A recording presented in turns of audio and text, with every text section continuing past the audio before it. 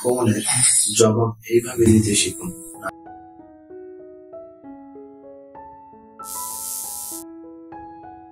Number 1, শান্ত থাকুন।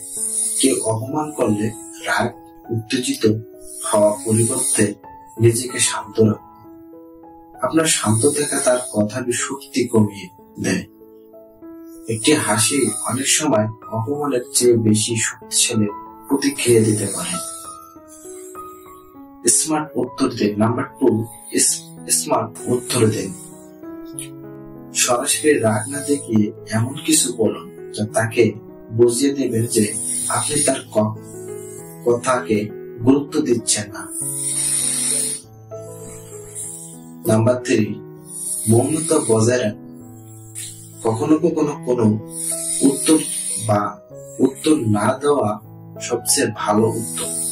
এটি দেখায় যে আপনি তার কথায় প্রভাবিত হননি।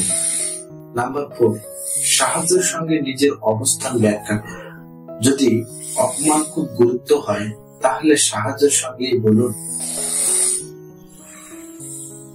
নাম্বার 5, সতর্কভাবে এমন কিছু বলুন যা পরিস্থিতি হালকা করে কিন্তু তার কথা ভুলটা ধরিয়ে দেয়। নাম্বার 6, নিজেকে উন্নত করুন। অপমানকে নিজের উন্নতির অনুপ্রেরণা হিসেবে নিন।